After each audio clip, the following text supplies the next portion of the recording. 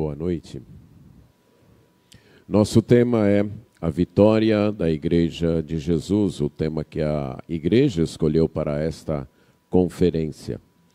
Quando pensamos sobre a vitória do crente, a vitória da Igreja, a vitória do povo de Deus, especialmente no Novo Testamento, analisando alguns textos, nós percebemos uma certa tensão. Alguns textos declaram que a vitória já foi alcançada. Por exemplo, Colossenses 2,15 diz que Jesus já triunfou sobre os poderes deste mundo. No entanto, outros textos falam que nós ainda estamos em guerra, ainda estamos na luta, como por exemplo Efésios capítulo 6, verso 12, que fala da nossa luta contra os poderes deste mundo tenebroso. E aí, já vencemos ou ainda estamos na luta? As duas coisas. Já, a vitória já foi conquistada, mas ainda estamos em guerra. Esta mesma tensão aparece em outros temas da Bíblia. Por exemplo, é dito que já estamos crucificados com Cristo, Gálatas 2:19. Mas também somos exortados a fazer morrer a nossa natureza terrena, Colossenses 3:5. E aí, já morremos ou ainda estamos a morrer? As duas coisas. Já fomos crucificados com Cristo, mas ainda temos que fazer isto realidade no nosso dia a dia. Alguns estudiosos usam a linguagem de dois modos verbais para expressar estas verdades em tensão, o modo indicativo e o modo imperativo. O que é e o que deve ser. Costumo ilustrar isso com uma exortação para que algumas vezes é necessária para pessoas casadas. O casamento é uma mudança de estado. A pessoa sai do estado civil para o estado casado. Mas parece que alguns não compreenderam bem essa mudança de estado ou não querem compreender e mesmo casado querem viver uma vida de solteiro. Aí a exortação é: fulano, você está casado, portanto, viva como casado. O indicativo, você está casado, esta é a realidade. E aí o imperativo, já que você está casado, viva como casado. É a mesma verdade, a igreja já é vitoriosa. Portanto, ela deve viver esta vitória. Ela deve demonstrar esta vitória no seu dia a dia. E como a igreja demonstra esta vitória?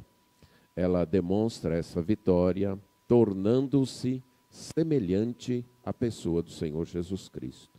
Este é o alvo de Deus para nós, para mim e para você.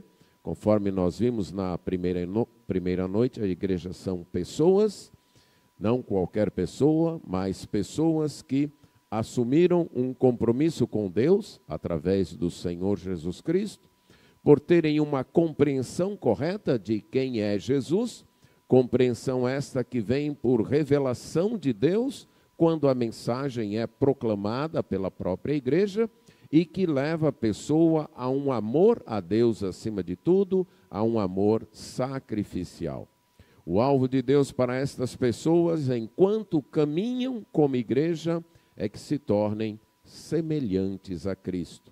Esta verdade aparece no texto de Efésios, capítulo 4, versos 7 a 16, que nós estaremos lendo agora. Efésios, capítulo 4, versos 7 a 16.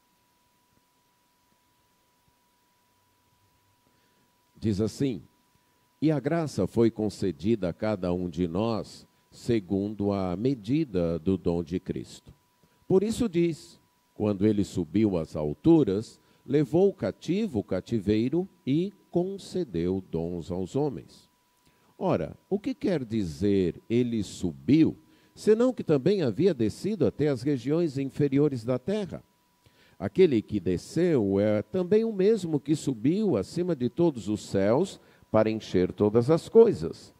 E ele mesmo concedeu uns para apóstolos, outros para profetas, outros para evangelistas e outros para pastores e mestres, com vistas ao aperfeiçoamento dos santos para o desempenho de seu serviço para a edificação do corpo de Cristo, até que todos cheguemos à unidade da fé e do pleno conhecimento do Filho de Deus, ao estado de pessoa madura, à medida da estatura da plenitude de Cristo, para que não sejamos mais como crianças arrastadas pelas ondas e levados de um lado para o outro por qualquer vento de doutrina, pela artimanha das pessoas, pela astúcia com que induzem ao erro.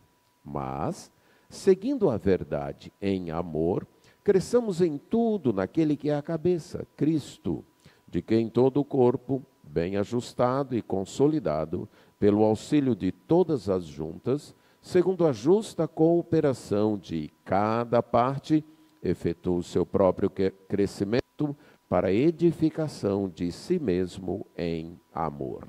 Vamos orar. Senhor, que a tua graça continue se manifestando entre nós, dando-nos uma compreensão, uma inclinação para amar e uma disposição para obedecer a tua palavra. Isso nós pedimos em nome de Jesus. Amém. A vitória da Igreja de Jesus é demonstrada na semelhança com Cristo. Essa semelhança é possível exatamente por causa da vitória do Senhor Jesus Cristo. A carta aos Efésios foi escrita pelo apóstolo Paulo, a igreja que ficava na cidade em Éfeso, e ela manifesta o plano eterno de Deus.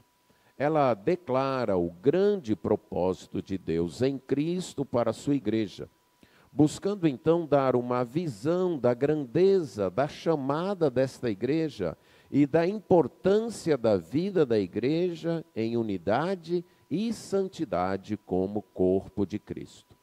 O apóstolo quer mostrar que aquele plano de Deus que estava oculto durante séculos, que foi realizado em Jesus Cristo, revelado ao apóstolo e agora é desenvolvido na igreja de Cristo. O plano que ele chama de mistério agora foi revelado e é executado. Em termos de estrutura, a carta poderia ser dividida em duas partes. A primeira, incluindo os capítulos 1 a 3 de nossas versões, onde Paulo então mostra o desenrolar deste plano eterno de Deus na história, mostrando os grandes alvos que Deus estabeleceu para a sua igreja e os passos para que estes alvos então fossem alcançados. Para a sua glória e segundo o seu próprio beneplácito, única e exclusivamente através da pessoa e obra do Senhor Jesus Cristo, com a ação do Espírito Santo, Deus está levando a efeito o seu projeto. Na atual dispensação, este projeto se manifesta através da igreja. Esta primeira parte, inclusive, é finalizada com um louvor, uma doxologia, no qual Paulo, então, exalta a Deus por este projeto. A segunda parte, que em nossas versões seriam os capítulos 4 a 6, Paulo nos mostra as implicações deste projeto para a vida da igreja. Implicações estas que vão, então, do indicativo, do que a igreja já é em Cristo, para o imperativo. Como é que a igreja deve viver à luz daquilo que ela já é em Cristo, aquilo que Deus já fez pela igreja, e agora o que a igreja deve fazer para demonstrar isso? Como é que a igreja deve viver à luz deste projeto eterno de Deus? Ela deve, como Paulo começa dizendo no capítulo 4, andar do modo digno da sua vocação, isto é, do seu chamado. Ela foi chamada com um propósito, foi chamada com uma missão, foi chamada para ocupar uma posição. E esta vocação é de manifestar a sabedoria de Deus, não apenas ao mundo visível, mas até aos principados e potestades. E este andar de modo digno inclui unidade e santidade, pureza e amor. Unidade, porque o plano de Deus é que a igreja seja um povo sem barreiras, conforme aparece no capítulo 2, versos 11 até 3:1. E santidade, porque esta igreja não é de ninguém, mas apenas de Deus, sendo morada santa, família e santuário de Deus, conforme 1:23, 2, 19 e 21. Então, nesta segunda parte, ele trata destas implicações, unidade e santidade. A unidade é tratada primeiro, capítulo 4, versos 1 a 16. Primeiro, Paulo apresenta os fatores, então, que fazem a igreja una e o que a igreja deve fazer para demonstrar esta unidade. Ela já tem as ferramentas, já tem a posição de unidade, mas essa unidade não é demonstrada, vivenciada automaticamente. É preciso um esforço para que aquilo que a igreja já recebeu, para torná-la unida, mostre mesmo que ela é unida. E após então falar isso, Paulo, no texto que nós lemos, fala da diversidade em meio a esta unidade. Porque unidade não é uniformidade, mas sim diversidade no meio de um organismo, como a ilustração corpo demonstra muito bem. Nosso corpo não é uniforme.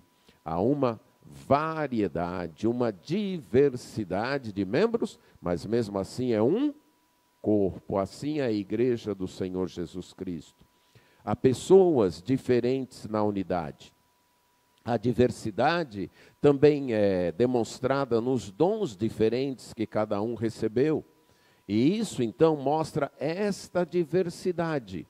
Esses dons são graças de Deus, concedido pela graça do Senhor. Não se trata de mérito de alguém, não.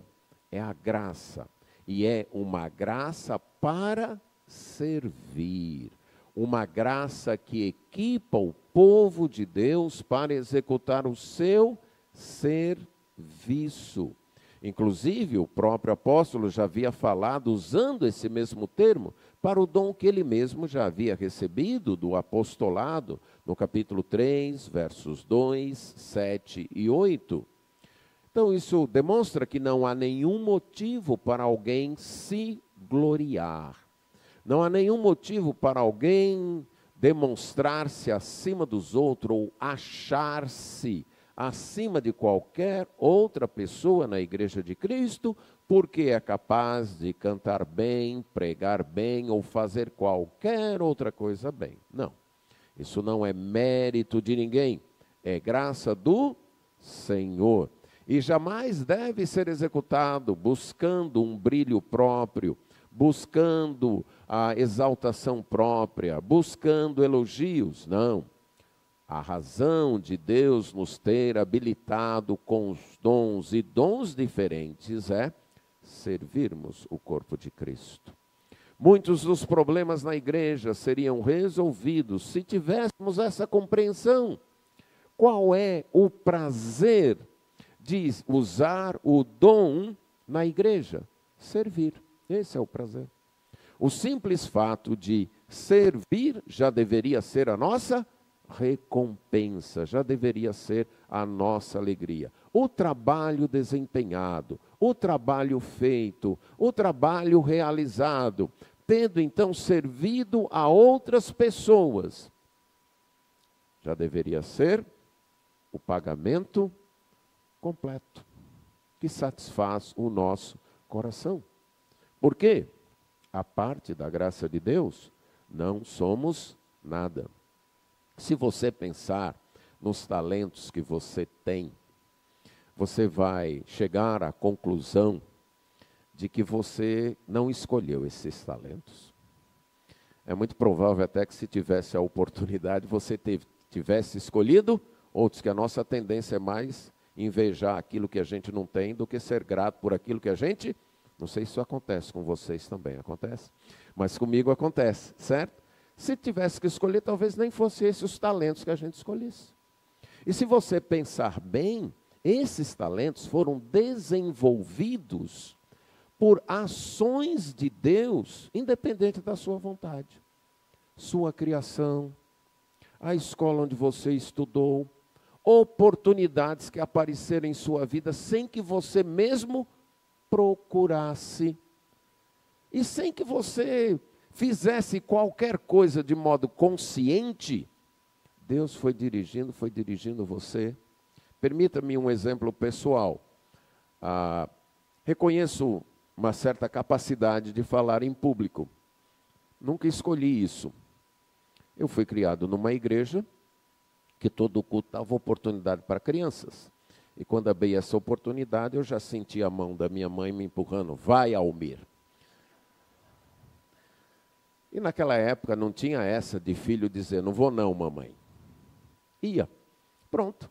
6, 7 anos, já tinha que enfrentar muitas vezes um auditório semelhante a isso. Isso aí acaba ensinando para você que falar em público não mata ninguém, certo?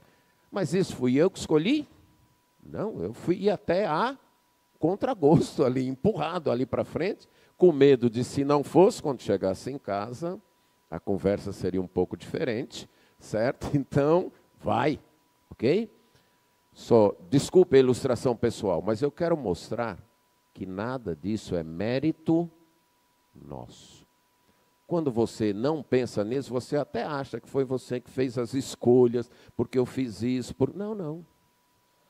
Deus conduziu, quando você se viu, você já estava fazendo. Por causa disso, nenhuma glória para nós. Não, foi Ele.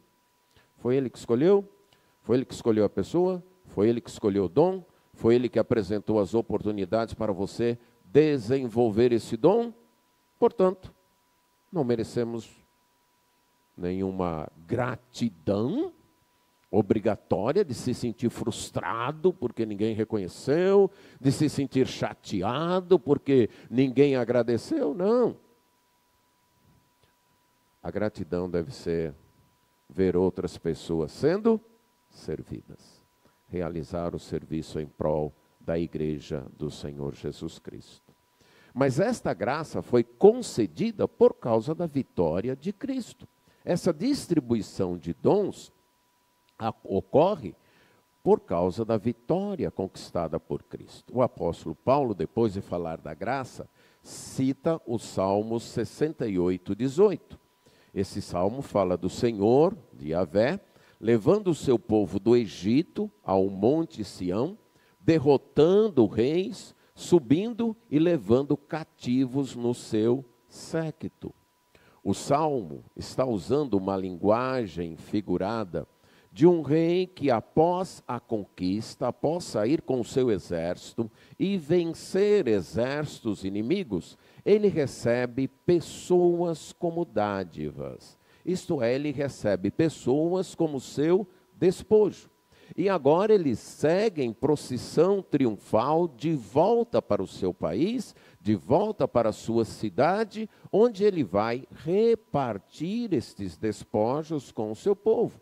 Uma prática antiga, muito comum.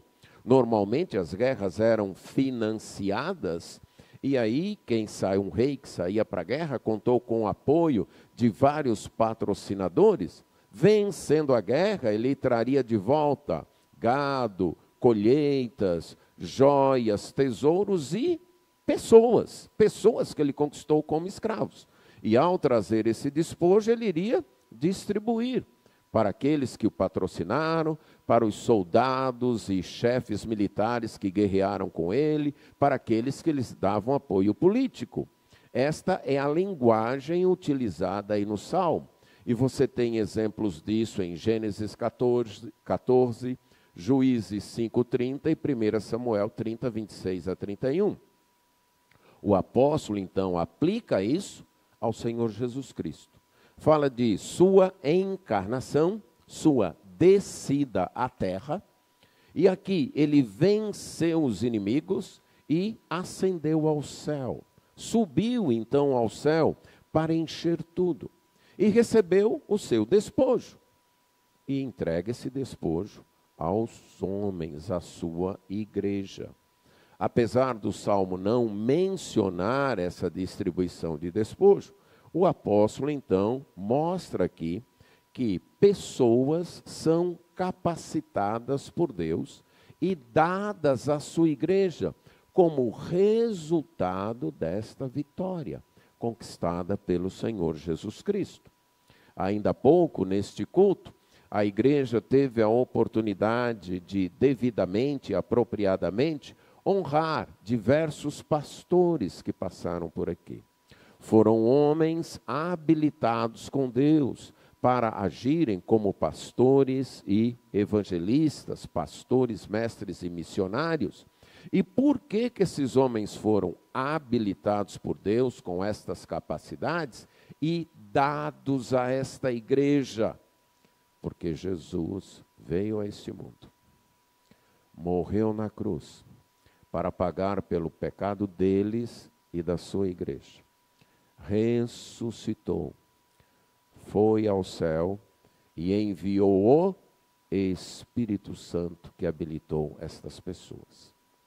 Qualquer dom, qualquer tarefa que você desempenhe na igreja de Deus, só é possível por causa da obra vitoriosa do Senhor Jesus Cristo. Coloque isso como base.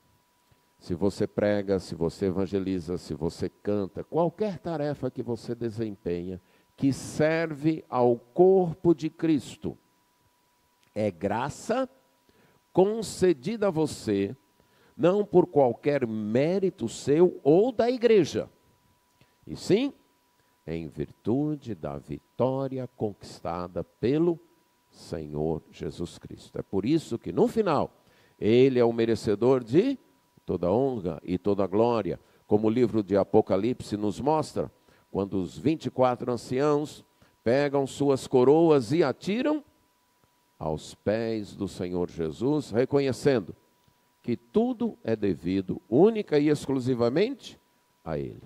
Sem sua encarnação, sem sua morte, sem sua ressurreição, sem sua ascensão e sem o envio do Espírito Santo, nada disso teria acontecido. A vitória da igreja é ser semelhante a Jesus. E esta semelhança só é possível por causa da vitória do próprio Senhor Jesus em sua encarnação, morte e ressurreição, ascensão e envio do Espírito Santo. Mas esta semelhança exige um aperfeiçoamento. A igreja vitoriosa precisa ser aperfeiçoada. Após falar então dos dons que Deus concedeu, o apóstolo menciona o propósito no verso 12, com vistas ao aperfeiçoamento dos santos. E aqui nós podemos entender bem o que a Bíblia quer dizer com santos. Não são pessoas perfeitas, porque perfeitos não precisam de aperfeiçoamento. Estes santos aqui precisam de aperfeiçoamento, precisam ser aperfeiçoados. Os santos são aqueles que Deus escolheu, separou para serem da igreja. Estes santos precisam ser aperfeiçoados. A palavra aperfeiçoamento só vai aparecer aqui no Novo Testamento, mas em sua forma verbal, ela aparece com a ideia de consertar em Mateus 4, 21, quando fala dos discípulos que Jesus estava chamando, que estavam consertando as redes. Então, são santos que precisam ser consertados.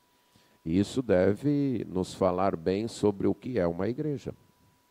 Uma igreja é um local onde pessoas estão sendo consertadas. Se você espera perfeição de uma igreja, pronto, já não deve, porque é um local onde as pessoas estão sendo consertadas, exatamente. Uma oficina de concertos, mas uma oficina de concertos de gente, que talvez seja um concerto um pouco mais difícil de fazer do que consertar um carro, ou consertar uma máquina, ou coisa desse tipo.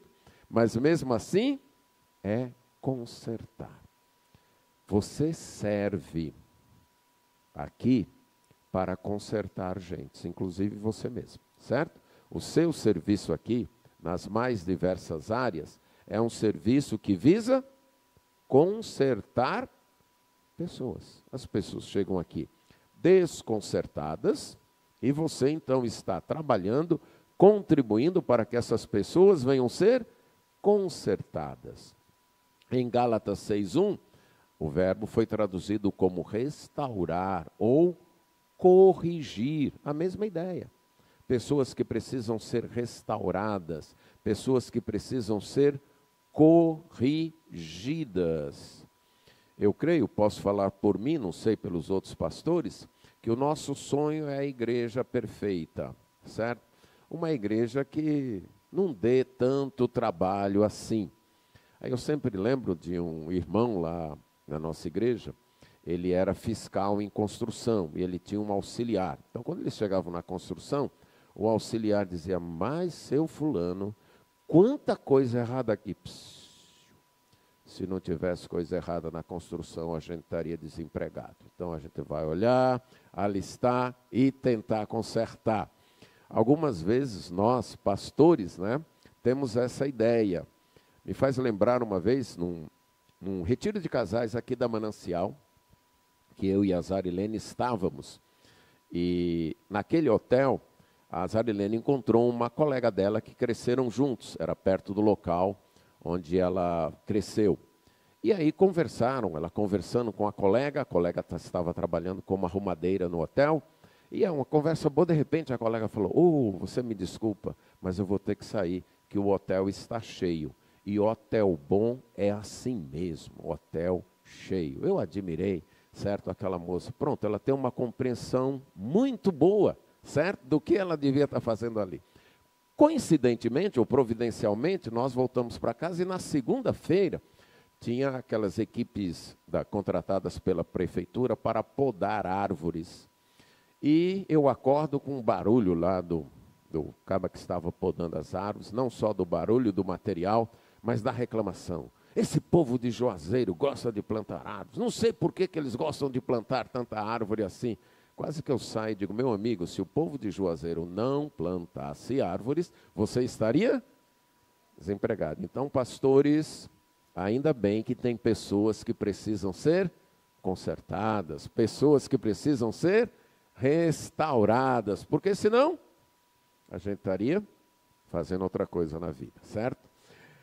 Um terceiro sentido da palavra aperfeiçoar é reparar uma fé deficiente, que aparece lá em 1 Tessalonicenses 3,10, que é confirmado aqui no texto quando diz até que todos cheguemos à unidade da fé. Algumas vezes a gente quer que todo mundo já tenha uma compreensão da Bíblia que nós já temos. Mas você ainda não sabe isso? Você ainda não acredita nisso? Você ainda carrega essas dúvidas? Sim, e é exatamente por isso que eu estou aqui nessa igreja. Porque eu quero que a minha fé deficiente seja reparada. Que você me diga o que está errado nela. Que você me convença. É para isso.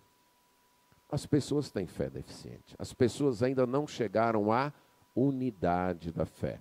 Eu gosto de ilustrar isso com uma família daquelas famílias antigas, não dessas famílias modernas, que 3 filhos já é um exagero, não, certo? Mas das famílias antigas, aí de 10, de 12 filhos. Aí você imagina alguém aí, uma família dessa, com 12 filhos. O mais velho, talvez já com 12, 13 até 14 anos, e o mais novinho lá, 3, 4 meses. Aí, o mais novinho chora, a mamãe pega, acalenta, dá banho, troca, dá comida na boca. Aí aquele filho mais velho diz: mamãe, já que a senhora faz isso com o meu irmãozinho, eu quero que a senhora faça isso comigo também. Era arriscado nas famílias antigas esse menino receber um outro tipo de carinho. Você concorda comigo? Não é verdade? Por quê? Isso nem é pensável, vamos dizer assim. Não tem nem como raciocinar. Agora, muitas vezes a gente vê isso na igreja. Tem um novo convertido, tem um certo tipo de comportamento que ainda não se enquadra naquilo que a igreja tem expectativa, e aí vem os irmãos lá de 10, 15, 20. Isso não acontece aqui, pastor Valnei, não sei nem por que eu estou falando, mas não, tenho certeza que não acontece. Aí vem aqueles irmãos de 10, 15, pastor, tome uma providência. Porque se o senhor não tomar, eu também vou começar a vir como ele está vindo. Espera aí, que conversa é essa? Você tem 15, 20 anos. Você deve estar me ajudando a auxiliar esse irmão a crescer, a aprender como é que se comporta aqui, como é que faz as coisas, como é que é isso, como é que é aquilo. E não está criando uma pressão para que o irmão que acabou de nascer já saiba se trocar sozinho, comer sozinho, andar sozinho, falar sozinho. Precisamos, então, ter esta paciência e este serviço para reparar a fé dos mais novos, aquela fé deficiente. Então, esta semelhança com Cristo, que depende da vitória conquistada por Cristo, passa por um processo de aperfeiçoamento. E esse aperfeiçoamento é que vai produzir a edificação do corpo de Cristo. Santos aperfeiçoados vão desempenhar o seu serviço e a igreja vai sendo construída, e a igreja vai sendo edificada. É isso, não é uma tarefa aí de uma liderança. Nós tivemos no seminário um professor que ele ilustrava assim: na maioria das igrejas, a mentalidade é de um ônibus, que o pastor é o motorista e talvez tenha um copastor para ser o cobrador. E o restante são apenas passageiros, que reclamam se o senhor está dirigindo muito rápido, ou o senhor está dirigindo muito devagar, ou esse ar-condicionado aqui do ônibus está muito frio, ou está muito quente, ou isso ou aquilo. Mas só querem subir, sentar no ônibus e esperar que o pastor leve ao destino. Não. A ideia ou a ilustração de uma igreja é de um time, esse professor dizia, em que a liderança funciona como os técnicos. E o time tem que jogar. O time é treinado, o time é escalado, e é o time que tem que jogar. É uma equipe. Então, uma equipe que está sendo treinada, aperfeiçoada para jogar, para desempenhar o seu serviço e assim edificar o corpo de Cristo. A igreja demonstra sua vitória em Jesus por se assemelhar a Cristo. Esta semelhança foi conquistada, a possibilidade desta semelhança foi conquistada com a obra de Cristo e ela exige um processo de aperfeiçoamento. Mas em terceiro e último lugar, esta semelhança se demonstra em maturidade. Verso 13, até que todos cheguemos à unidade da fé. Um dia, toda a igreja de Cristo, não só cada igreja local, mas toda a igreja de Cristo vai ter o concílio final que vai aparar todas as diferenças doutrinárias e teológicas. Sabe aquelas que tem fulano que pensa assim, mas o pastor Beltrano já pensa um pouco diferente? Isto acontece porque nós ainda não chegamos à unidade da fé. Mas um dia, toda a igreja de Cristo chegará a esta unidade, a essa compreensão igual de tudo o que significa crer em Cristo, de tudo o que significa a doutrina cristã. Todas as dúvidas serão resolvidas, até que todos venhamos a chegar a isso, ou cheguemos a isso. A ideia aqui é de chegar a um destino. A igreja é um povo numa caminhada, a igreja é um povo numa viagem, ela tem um destino. Esse destino é descrito como essa unidade, essa compreensão, agora sim, igualada, com todos entendendo todos os pontos da fé.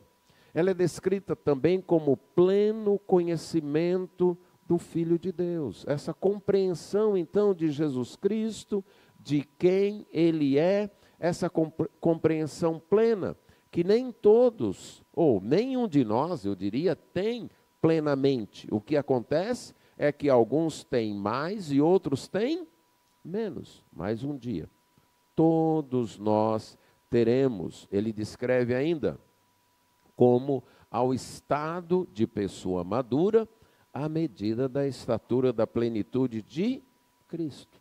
Sermos varões maduros, varões perfeitos. Nós, aqui a comparação é de crescimento, ainda tem crianças, ainda tem meninos, adolescentes, se houvesse essas categorias na época de Paulo, adolescentes, jovens e adultos que já chegaram à maturidade. E qual é a medida desta maturidade? É Cristo. Nós somos maduros quando nos comportamos como Jesus se comportou.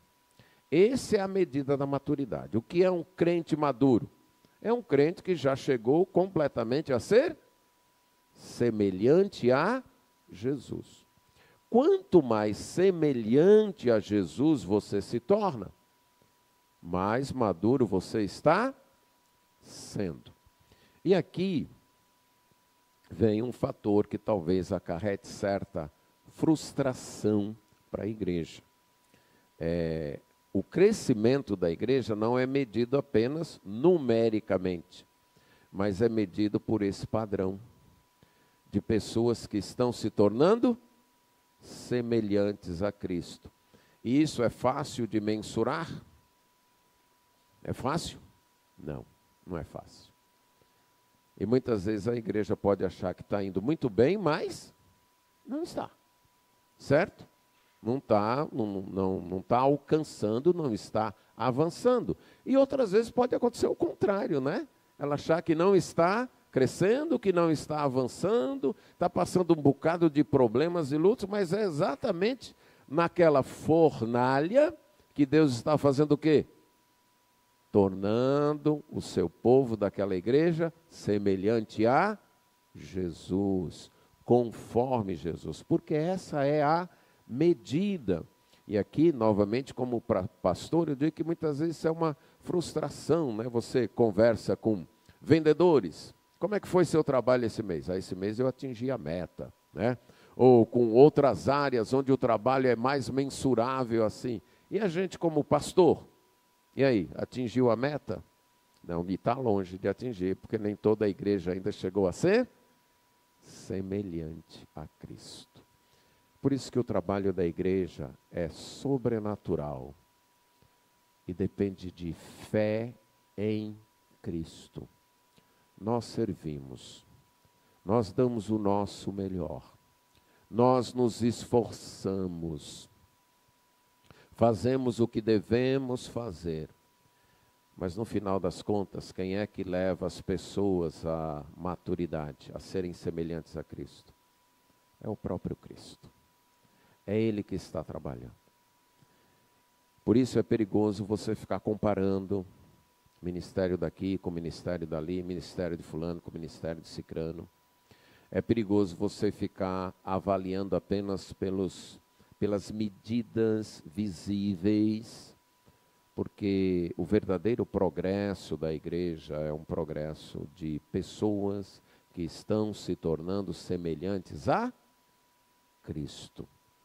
Que isso lhe anime. E eu gostaria de dar umas palavras, especialmente para aqueles departamentos que demoram mais ver o seu resultado. Departamento infantil, por exemplo, né? Muitas vezes está ali e não vê resultado assim, imediato, né? Os meninos continuam muitas vezes um tanto birrentos, teimosos, e você, mas será que não está adiantando nada?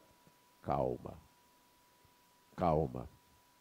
Você está fazendo sua parte para que Deus, num dia, demonstre que estas crianças se tornaram semelhantes a Cristo. Esse é o projeto, esse é o alvo. Não cabe, na igreja de Cristo, não cabe visão a curto prazo. Não cabe. Não cabe imediatismo, não cabe. A visão é eterna. Pessoas semelhantes a Cristo, que irão honrar e glorificar a Deus eternamente. Esse é o nosso alvo. É para isso que nós trabalhamos, certo? Trabalhamos com gente, consertando gente, reparando fé das pessoas, ensinando, pregando, evangelizando, trabalhando nas áreas administrativas, para que pessoas cresçam, inclusive nós mesmos, e nos tornemos semelhantes a Cristo, para habitar o novo céu e a nova terra eternamente com o Senhor Jesus Cristo. Este é o nosso alvo. Não perca essa visão. Não permita que a miopia de tentar ver resultados imediatos, e quando eles não acontecem, você ficar frustrado e abandonar, não permita que isso afaste você de servir a Cristo, ou leve a igreja a desviar a rota, a mudar de destino. O destino só tem esse: levar as pessoas a serem semelhantes a Cristo. E uma igreja assim se demonstra uma igreja estável, com certa estabilidade. Já não é mais como criança, que é arrastada pelas ondas e levadas de um lado para o outro por todo o vento de doutrina. Aí surge uma onda doutrinária, uma onda evangélica que diz, agora é isso, lá vai o rebanho todinho. Aí aquela onda, como toda onda, o que acontece? Passa, lá vem uma outra, agora mudou, não é mais aquilo, é aquilo ali. Ah, vai todo mundo para ali, acompanhar daqui a pouco. É o que Paulo está dizendo. É interessante. Se você acompanha o mundo evangélico nos últimos, pelo menos, os últimos 60 anos da existência dessa igreja, você percebe tanta coisa que surgiu e dente de ouro, manto do Espírito, dança no Espírito e tanta coisa que pareceu. Agora nós descobrimos o modo de ganhar o mundo. E o que aconteceu com todos esses movimentos? Levantaram, fizeram um estrago e depois morreram. A igreja estável é aquela igreja que não acompanha isso. Ela tem uma doutrina. Ela segue para um destino. Ela vê as ondas acontecerem, mas ela não toma as ondas. O seu destino é seguir a Cristo. Ela não se deixa levar pelas artimanhas, pelos engodos das pessoas. Ela segue a verdade em amor. E aqui é um equilíbrio. Ela luta pela verdade. Ela luta pela pureza. Mas ela faz isso em amor. Unidade e santidade. Não se apega a um para deixar o outro. Não. Somos uma igreja marcada pelo amor e aqui tudo cabe. Não. Somos uma igreja marcada pela santidade e qualquer erro apanha. Também não. Cresçamos seguindo a verdade em amor. É a verdade. Nada menos do que a verdade revelada de Deus. Mas essa verdade em amor. Não qualquer amor, mas um amor que procura seguir a verdade, que procura ser puro, que procura ser santo. E ainda, esta igreja madura, além de estabilidade, além de equilíbrio entre verdade e amor, é uma igreja que coopera, como o pastor Valnei, já no vídeo passado, demonstrou. Note aí os versos 16, o verso 16. Todo o corpo, auxílio de todas as juntas, segundo a justa cooperação de cada parte. Todo mundo cooperando. Algumas pessoas talvez tenham a ideia da igreja como, por exemplo, um cinema. Eu venho aqui, assisto o culto, não gostei muito do coral hoje, eu acho que poderia ter sido melhor. E eu acho que o ar-condicionado também não está muito bem aí. A pregação também, o pregador falou demais, extrapolou o horário. Eu vou dizer para não convidarem mais ele para a conferência aqui, não. Dá a sua oferta, se levanta e vai embora. Isso não é igreja. Se você age assim, você não está sendo igreja. A igreja vem, se envolve, arregaça as mangas, trabalha. A igreja, então, o que ela faz? Ela, bem ajustada e consolidada, como um corpo. Cada junta dando a sua contribuição na devida parte, ela efetua o seu próprio crescimento. Nesse momento, eu estou aqui pregando para você. É o meu corpo que está pregando. Você nota alguns membros do meu corpo com mais evidência. Minha voz, meus olhos, meus gestos. Mas são apenas eles que estão trabalhando? Se os meus joelhos resolvessem tremer agora, o que adiantaria a voz, o olhar, as mãos? Adiantaria o quê? Nada. Se de repente os meus pés não tivessem firmeza, ou qualquer outro membro do meu corpo resolvesse trabalhar contrário ao que eu estou fazendo aqui agora, tudo seria comprometido. É assim que a igreja deve ser. Nem todo mundo vai aparecer.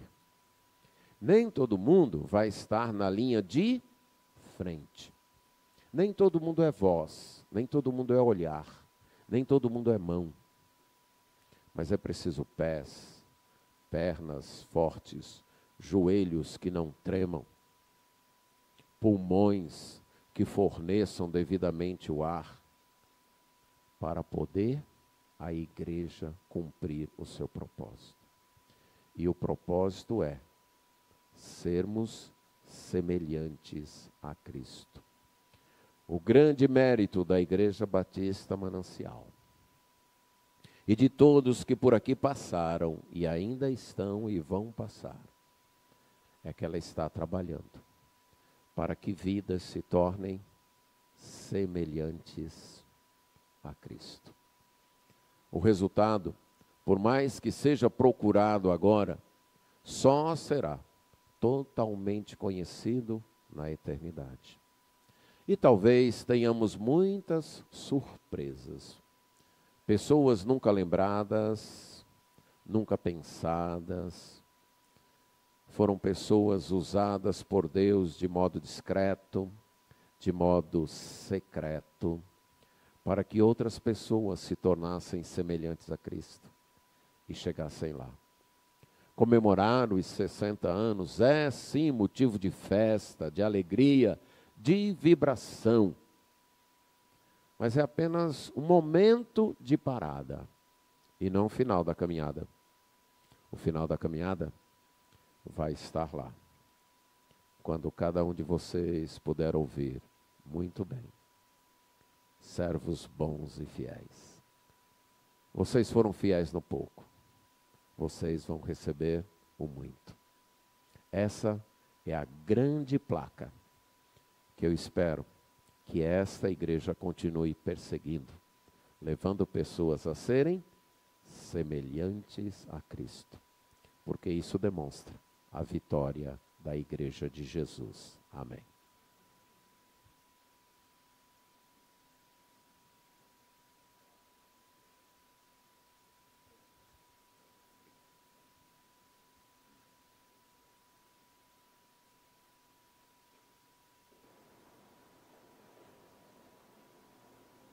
Graças a Deus pela bênção de hoje, agradecemos ao pastor Almir por mais um grande desafio, lembrando que amanhã, 9 da manhã, continuamos nossa conferência de 60 anos, e pretendemos começar às 9, e também teremos momentos muito especiais para adorar e glorificar o nome do Senhor. Agradeço aos pastores e às irmãs que puderam vir, para esse tempo de homenagens e de abrilhantar esse tempo maravilhoso.